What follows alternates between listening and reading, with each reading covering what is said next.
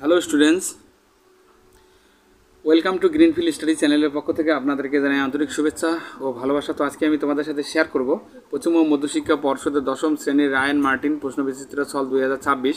তো আজকে আমি যে পেজটি আলোচনা করব ভূগোলের দ্বিতীয় পর্যায়ক্রমিক মূল্যায়নে 13 দাগের কোশ্চেনটি সরিষা আর কে মিশন শিক্ষা মন্দির এসএস। তো পেজ নম্বর 285। তো পুরো কোশ্চেনটি আমরা আলোচনা করব। তো প্রথমেই বিভাগ ক আলোচনা করব। বিকল্পগুলি থেকে সঠিক উত্তরটি নির্বাচন করে লেখো। বায়ুমণ্ডলের একটি স্থায়ী উপাদান হলো অক্সিজেন। ওজোন গ্যাসের ঘনত্ব সবচেয়ে কম হলো নিরক্ষীয় অঞ্চলে। পার্থিব বিকিরণ পরিমাণ কত? 47%। যে নদীতে বান ডাকা দেখা যায় তা হলো ভাগীরথী নদীতে বান ডাকা দেখা যায়। এরপরে সমুদ্রস্রোত সৃষ্টির প্রধান কারণ হলো নিয়ত বায়ু। বল উইভিল পোকার আক্রমণ ঘটে, সেটা কার্পাসের মধ্যে ঘটে। এরপরে পশ্চিমবঙ্গে পেট্রোরসায়ন শিল্পকেন্দ্র গড়ে উঠেছে কোথায়? হলদিয়াতে।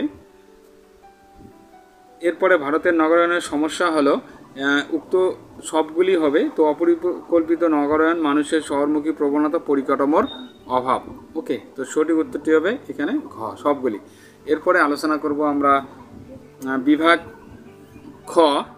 তো ডান দিক বাঁ দিক নির্বাচন করব। তো রেন গেজ হলো বৃষ্টিপাত মাপক যন্ত্র।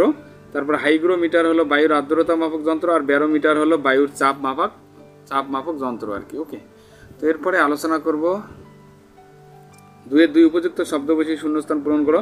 সমুদ্র জলে ভাসমান বিশাল বরফের স্তূপ হলো হিমশৈল। একই স্থানে জোয়ার ও ভাটার মধ্যে সময়ের পার্থক্য প্রায় 6 ঘন্টা 13 মিনিট।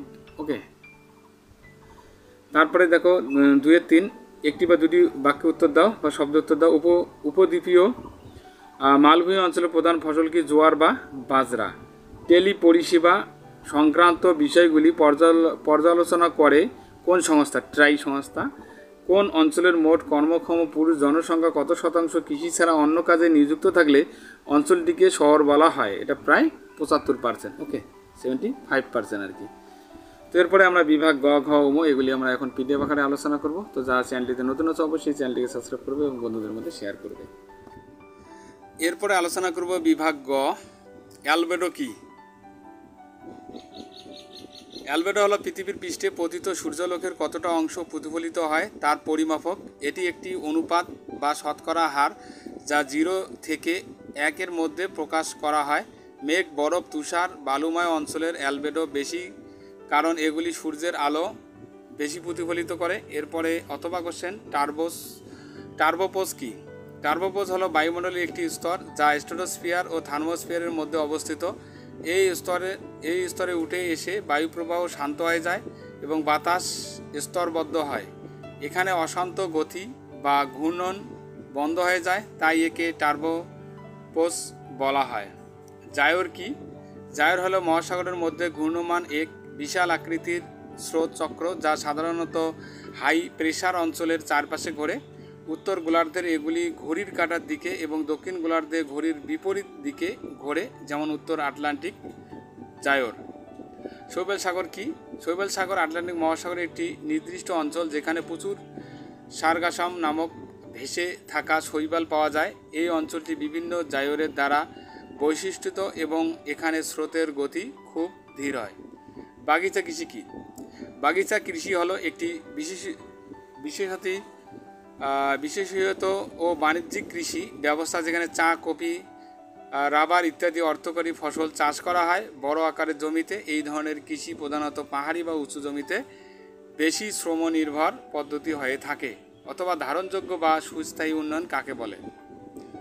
সুস্থায়ী উন্নয়ন হলো এমন এক উন্নয়ন প্রক্রিয়া যা বর্তমান প্রজন্মের চাহিদা পূরণ করে কিন্তু ভবিষ্যৎ প্রজন্মের প্রয়োজন পূরণের ক্ষমতা যাতে ক্ষতিগ্রস্ত না হয় তা নিশ্চিত করে। এটি পরিবেশ, অর্থনীতি ও সমাজের মধ্যে ভারসাম্য বজায় রাখে। 3-4 শহর কাকে বলে? যে স্থানে জনসংখ্যার ঘনত্ব বেশি, অধিকাংশ মানুষ কৃষি ছাড়া অন্যান্য পেশায় নিয়োজিত থাকে এবং যেখানে নাগরিক সুযোগ সুবিধা যেমন রাস্তা, হাসপাতাল, বিদ্যালয় ইত্যাদি থাকে সেই অঞ্চলকে শহর বলা হয়। অথবা জনঘনত্ব কাকে বলে? একটি নির্দিষ্ট অঞ্চলের প্রতি বর্গ কিলোমিটার এলাকা গড়ে কতজন মানুষ বসবাস করে তা জনঘনত্ব নামে পরিচিত। এটি জনসংখ্যার ঘনত্ব বোঝাতে ব্যবহৃত একটি পরিমাপক যন্ত্র। তো যাই হোক, এরপরে বিভাগ ঘ আলোচনা করব। অ্যানাবেটিক ও ক্যাটাবেটিক বায়ুর মধ্যে পার্থক্য লেখো। বায়ু প্রবাহ সাধারণত তাপমাত্রার পার্থক্য এবং ভৌগোলিক গঠন অনুযায়ী বিভিন্ন রকমের হয়। এর মধ্যে অ্যানাবেটিক এবং ক্যাটাবেটিক বায়ু দুটি গুরুত্বপূর্ণ প্রাকৃতিক বায়ু প্রবাহ। অ্যানাবেটিক বায়ু প্রবাহ যেমন অ্যানাবেটিক বায়ু সাধারণত দিনে গঠিত হয়, বিশেষ করে রৌদ্রোজ্জ্বল দিনে। যখন সূর্যের তাপে পাহাড় বা ঢালের পৃষ্ঠ গরম হয়ে যায়, তখন ওই ঢালের নিচের দিকে বায়ু হালকা হয়ে উপরের দিকে উঠতে থাকে। এই উষ্ণ বায়ু যে গতিপথে ঢালের নিচ থেকে উপরে ওঠে তাকে অ্যানাবেটিক বায়ু বলে। এটি উলম্ব বায়ু প্রবাহের একটি উদাহরণ এবং পর্বত এলাকায় এটি খুব সাধারণ ঘটনা। ক্যাটাবেটিক বায়ু। তো ক্যাটাবেটিক বায়ু সাধারণত রাতের বেলায় তৈরি হয়। রাতে সূর্য না থাকায় পাহাড়ি ঢাল ঠান্ডা হয়ে যায় এবং উপরিভাগের বায়ু ঠান্ডা ও ভারী হয়ে পড়ে। এই ভারী বায়ু ঢালের উপর থেকে নিচের দিকে নেমে আসে। এই নিচমুখী ঠান্ডা বায়ু প্রবাহকে ক্যাটাবেটিক বায়ু বলা হয়। হিমবাহ অঞ্চল বা তুন্দ্রা অঞ্চলে এই বায়ু প্রবাহ বেশ প্রচলিত। মূল পার্থক্য: অ্যানাবেটিক বায়ু দিনের বেলা সৃষ্টি হয় ও নিচ থেকে উপরে ওঠে। ক্যাটাবেটিক বায়ু রাতের বেলা সৃষ্টি হয়, উপর থেকে নিচে নামে। ভারতের নগরায়নের বৈশিষ্ট্য লেখো। 4-এর 2 নম্বর প্রশ্নটি।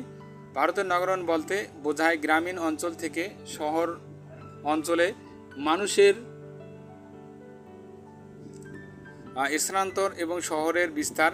এটি একটি চলমান প্রক্রিয়া এবং ভারতের জনসংখ্যা বৃদ্ধির সঙ্গে তাল মিলিয়ে শহরগুলির আকার, পরিসর ও গুরুত্ব বাড়ছে। তবে ভারতের নগরায়নের কিছু বৈশিষ্ট্য রয়েছে যা একে আলাদা করে চিহ্নিত করে। 1 নম্বর পয়েন্ট দেখো, অসমবন্টিত নগরায়ন। তো নগরায়নের যে বৈশিষ্ট্যগুলি এগুলি আমরা আলোচনা করব। তো ভারতের নগরায়নের কিছু নির্দিষ্ট অঞ্চল ঘনীভূত, যেমন দিল্লি, মুম্বাই, কলকাতা, চেন্নাই, বেঙ্গালুরু প্রভৃতি শহরে প্রচুর জনসংখ্যা, অর্থনৈতিক কার্যকলাপ কেন্দ্রীভূত রয়েছে। বিপরীতে উত্তর পূর্ব ভারতের অনেক রাজ্যে নগরায়ন তুলনামূলকভাবে কম।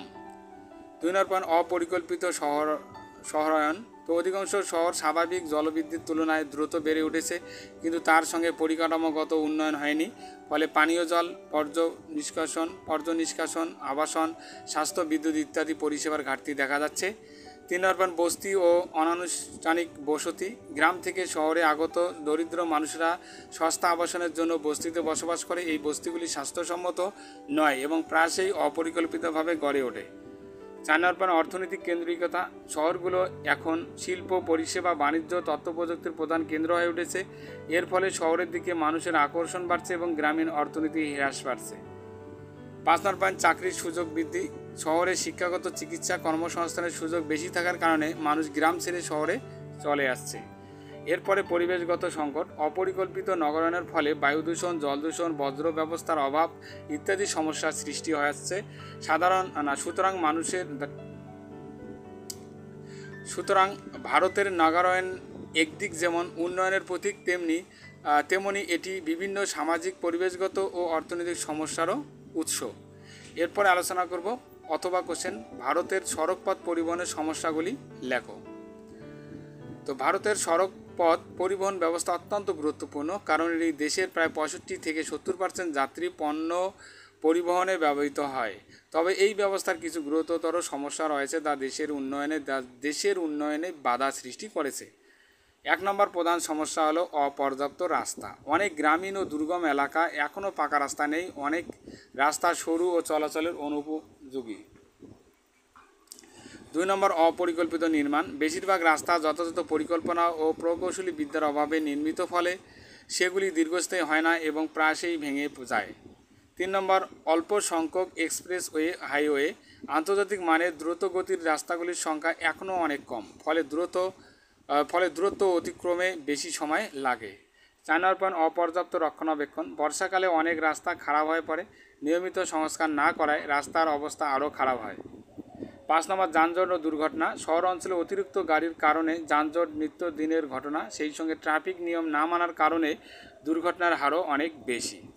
6 নম্বর, দুর্বল সংযোগ ব্যবস্থা। অনেক গ্রাম বা শহরের সঙ্গে রেলপথ বা জাতীয় সড়কের সংযোগ নেই, ফলে পণ্য পরিবহনে দেরি হয়। এই সমস্যাগুলির সমাধানের জন্য পরিকল্পিত উন্নয়ন, রক্ষণাবেক্ষণ, নজর, যান নিয়ন্ত্রণ এবং নতুন রাস্তাঘাট নির্মাণ জরুরি। বিভাগ জোয়ার ভাটার সংগঠনের প্রক্রিয়াগুলি লেখো। জোয়ার ভাটা হলো সমুদ্র জলে নিয়মিত ওঠানামা যা মূলত চাঁদের আকর্ষণ শক্তির ফলে ঘটে। জোয়ার ভাটা সংগঠনের প্রক্রিয়া 1 নম্বর চাঁদের মাধ্যাকর্ষণ বল। পৃথিবীর উপর চাঁদের আকর্ষণ শক্তি কাজ করে। চাঁদের কাছের দিকে সমুদ্র জল টেনে নিয়ে উচ্চ জলস্তর তৈরি করে, যাকে জোয়ার বলা হয়।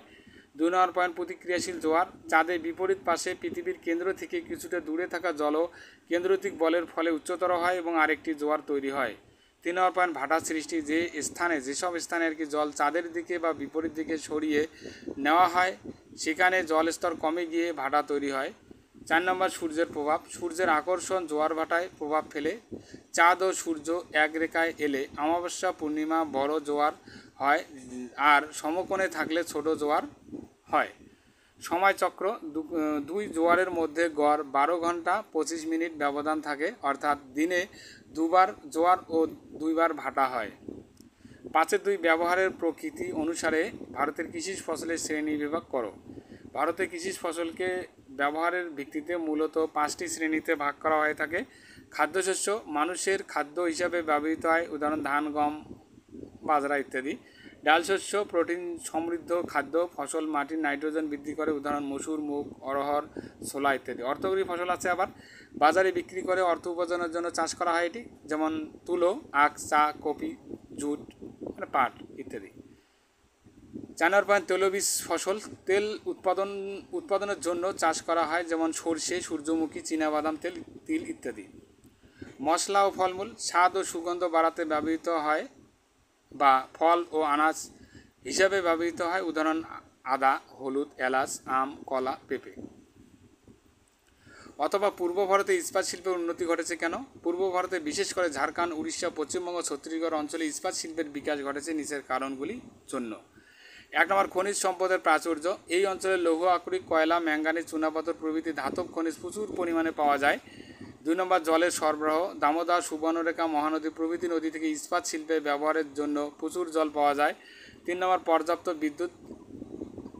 দুর্গাপুর, রৌরকেল্লা অঞ্চলে জলবিদ্যুৎ এবং তাপবিদ্যুৎ প্রকল্প রয়েছে, যা কারখানার জন্য বিদ্যুৎ সরবরাহ করে।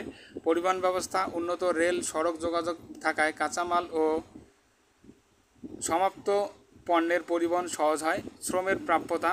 স্থানীয় আদিবাসী এবং আশেপাশের রাজ্য থেকে সস্তা শ্রম সহজলভ্য।